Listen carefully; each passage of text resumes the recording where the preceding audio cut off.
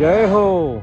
ऋषि मनुष्यों ने शांत स्थानों पर बैठ करके अपने ज्ञान गुफा में ऐसे अनमोल अध्यात्म के मोती चुने, अद्भुत अनमोल मोती। एक एक अध्यात्म का सूत्र मिल जाए तो जीवन धन्य हो जाए। सारी दुनिया मिलकर के हमारे कष्टों का निवारण नहीं कर सकती। जो हमारे भीतर का एक अध्यात्म सूत्र हमें सारे संकटों से मुक्त करा सकता है, वह है तत्व ज्ञान, भेद ज्ञान, सम्यक ज्ञान। यहाँ पर विषय चल रहा था। 15 श्लोक आपने शिविर में पढ़े थे, 16 श्लोक भी आपने पढ़ लिए थे जब मुरार में थे। प्रश्न बड़ा अच्छा है। शिष्य कहता है, महाराज धन कमाने में यदि ज्यादातर पाप होता है और दुख का कारण होने से नींद है, तो धन के बिना भोग और उपभोग भी तो नहीं हो सकते। इसलिए धन तो चाहिए ही चाहिए। तो धन भी तो प्रशंसनीय होना चाहिए। भले ही आप कहो कि धन प्रशंसनीय नहीं है, लेकिन हर व्यक्ति से, बच्चे से बूढ़े तक पूछो क्या चाहिए?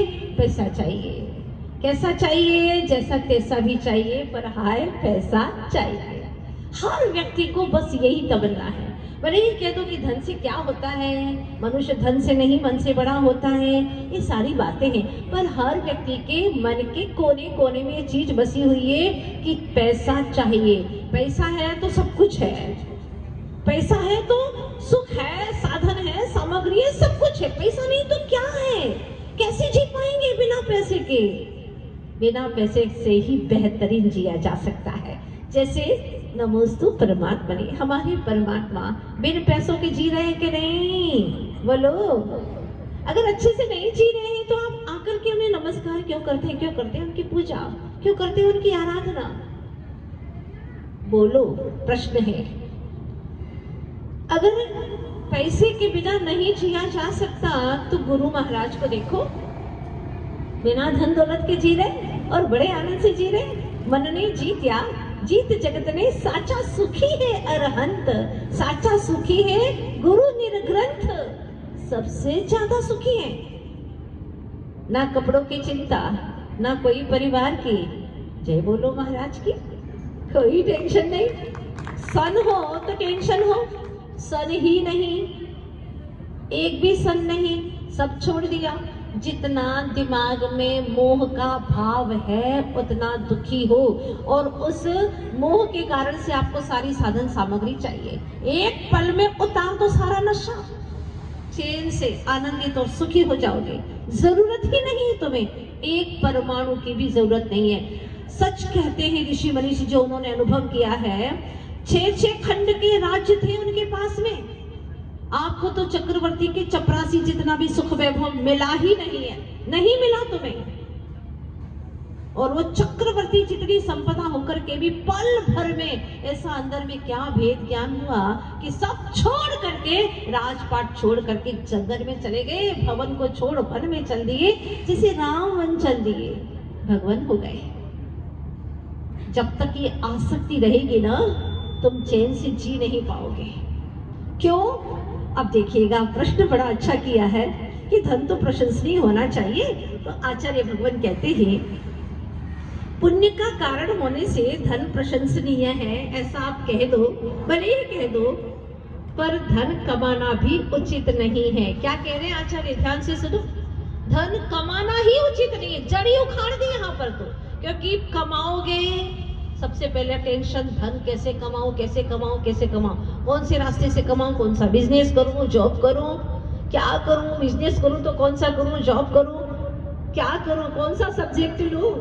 हाँ, टेंशन। धन कमाने के उपाय सोचने में कितना टेंशन है, कितना विकल्प है।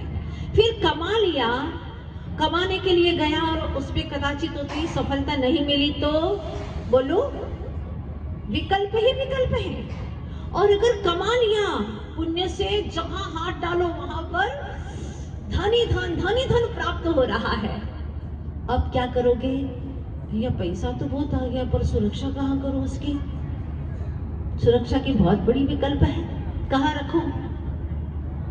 बैंक में जमा करो, बैंक लूट जाती है। और अभी मोदी जब से आए हैं, जीएसटी का बड़ा टेंशन हो गया। एक नंबर का होना चाहिए। अरे सोना भी खरीद करके रख दो तो ऐसे यंत्र आ गए हैं कि वो हमको भी खोज लेते हैं। कहाँ रखे, कहाँ धरती चीर करके रखूं, आसमान में रखूं, किसके घर पे रखूं, कहाँ पर रखूं, ये विकल्प। अच्छा, अब रख भी दिया तो ये विकल्प कहीं वो गड़बड़ तो नहीं कर जाएगा मेरे साथ में, कुछ अब बेईमानी भी कर सकता है, क्या पता उसका। और कहीं मर गया तो सामने वाले के पास में रखा, और कहीं मरण हो गया तो क्या होगा। हे भगवान, वे जुग जुग जिए। क्यों? उद्देश्य क्या है तुम्हारा? धन। वो धन,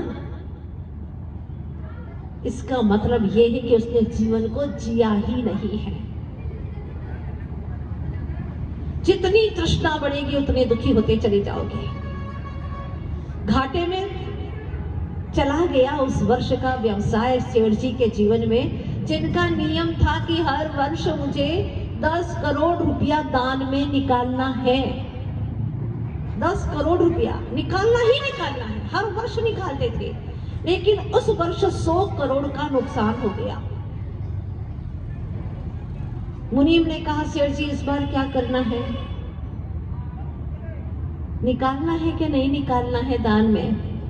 सेठ जी ने देखा, चश्मा ऊपर किया, ऐसा पूछते हो तुम कि निकालना है कि नहीं निकालना है, ऐसा क्यों पूछ रहे हो?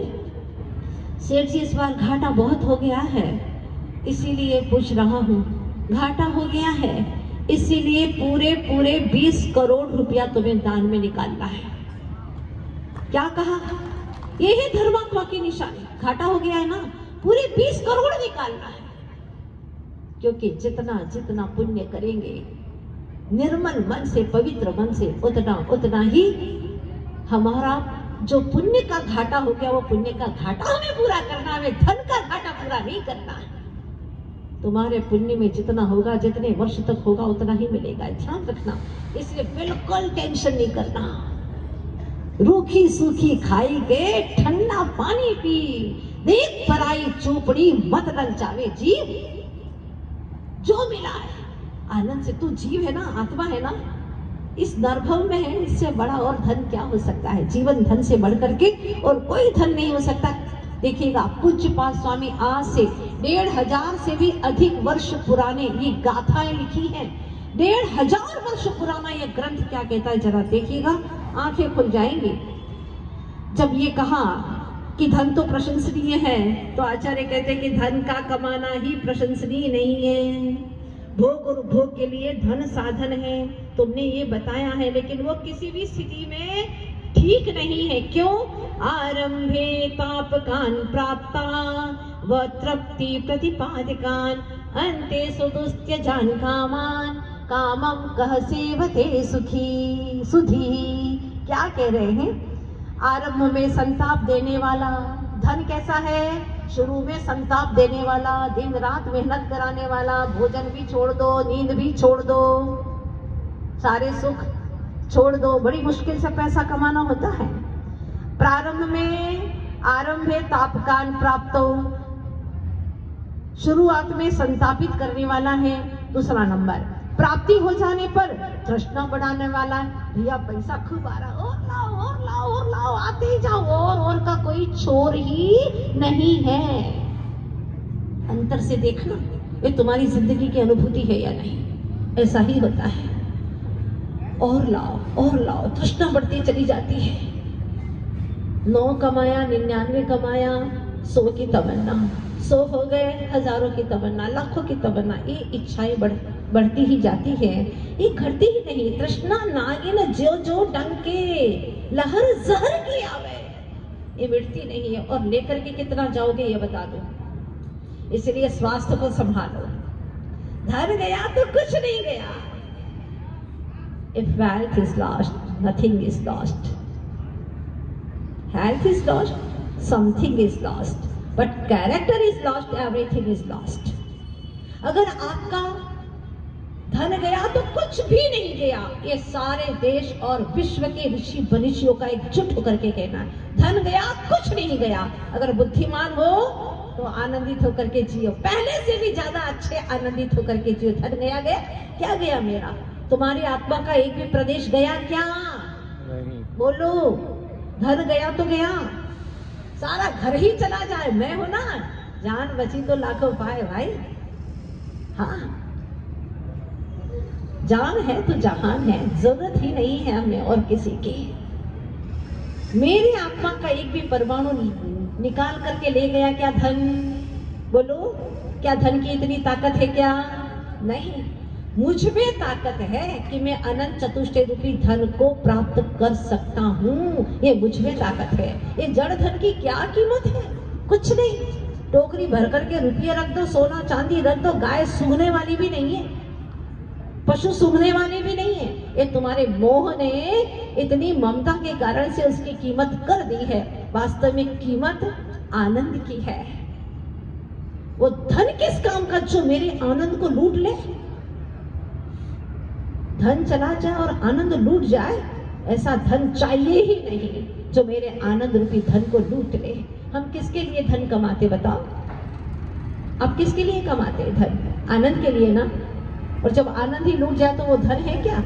सच्चा धन तो है धर्म रूपी धन, जीवन रूपी धन, आनंद धन। अरे आनंद घन आत्मा है तो उसकी तरफ विचार कर। तो आचार्य कहते हैं कि प्राप्त हो जाने पर तृष्णा बढ़ती है और अंत में बड़ी कठिनाई से छूटने योग्य है। ऐसे धन भोग विलास ये सब के सब अपने दिमाग से निकाल दे, चैन से जीना चाहता है तो यहाँ पूछते हैं कह सेवते सुधी, कौन बुद्धिमान ऐसा है जो ऐसे धन का भोग करना चाहेगा? अगर करना चाहता है, उसके पीछे पागल हो रहा है तो समझ लेना वो बुद्धिमान नहीं है, बुद्धू है। बुद्धिमान होता तो ऐसा कार्य करता ही नहीं। गया तो गया, मेरी आत्मा से कुछ भी नहीं गया, मेरा आनंद वो लूट नहीं सकता। इस तरह का दृढ़ श्रद्धान हो। भोग सामग्री धन दौलत प्राप्त होने पर कैसे तृष्णा बढ़ती है देखो। जब तक रसगुल्ला बना नहीं है, गुलाब जामुन बना नहीं है, तब तक संताप होता। कब बनेगा? जल्दी बनाओ। याद है ना आपको? बचपन में ऐसा करते थे ना, माँ जल्दी बनाओ गुलाब जामुन। कितनी देर लगा रही हो बेटा, अभी तो दूध ओट रहा है और ओटने के बाद में इसका मावा बनेगा, इसके बाद में हाँ तैयार होंगे गुलाब जामुन, तैयार होंगे, फिर उसको भी तला जाएगा, फिर इसके बाद में फिर चाशनी। और अरे माँ कितने पायदान बाकी है, कब पेट में जाएगा, बहुत मुश्किल है। कभी कभी तो घर में आप बोल करके जाते हैं, भैया आज देखो गुलाब जामुन बनाना है, ऑफिस से जल्दी आ जाते हैं। क्यों आ गए आज जल्दी? मंदिर के लिए तो कभी नहीं आए आप। हाँ, गुलाब जामुन मनपसंद चीज बननी है, हाँ इसीलिए जल्दी आ गए। प्रतीक्षा करते हैं उस क्षण की। बनने के बाद एक दो खाने के बाद में और तृष्णा बढ़ती है कि नहीं? बढ़ती है। और ज्यादा खाने से क्या होता है? बोलो, बीमार पड़ जाते हैं। निमाड़ की बात है, एक बार हम निमाड़ में गए थे, उनके सेठ जी के बेटे ने एक घटना हमें सुनाई। ये विषय चल रहा था इष्टोपदेश का, तो उसने कहा माता जी आपने बहुत सही बात कही है। मैंने कहा मैंने नहीं कहा, ये भगवान की वाणी है, उसको मानो या ना मानो, नहीं मानोगे तो दुखी रहोगे और मान लोगे तो परम सुखी हो जाओगे। छोड़ दो, बिंदास होकर के जियो, आनंद से जियो। मेरा ना कुछ था ना मेरा कुछ गया, मेरा कुछ जा ही नहीं सकता। तो उसने मुझे एक घटना बताई कि हमारे पापा ने शिखर जी का रिजर्वेशन कराया था। अच्छा, फिर क्या हुआ? बोले माता जी फिर क्या हुआ कि पापा ने 2 दिन पहले ही बहुत सारे पपीते लाए थे, बहुत सारे। किसी के पपीते का झाड़ टूट गया था, तो बहुत कम पैसे में रुपये का 10 पैसा ऐसे उसने बेचारे ने पपीते दे दिए बहुत सारे।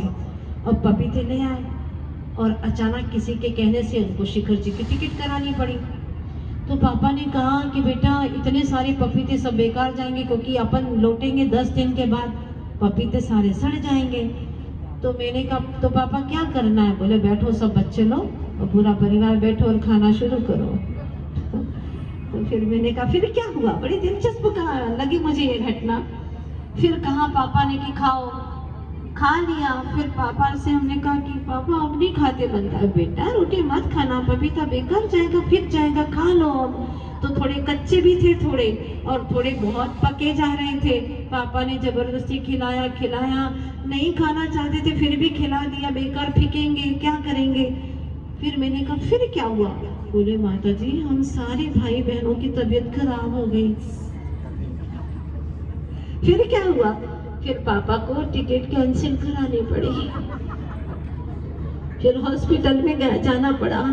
जितने पैसे के पपीते तुम्हारे बेकार जाने की तुम्हें लग रही थी, उससे कई गुना पैसा तुम्हारा बर्बाद हो गया, टिकट कैंसिल हो गई और दुख भोगा तुमने, दवाइयां खानी पड़ी। ये आचार्य कहते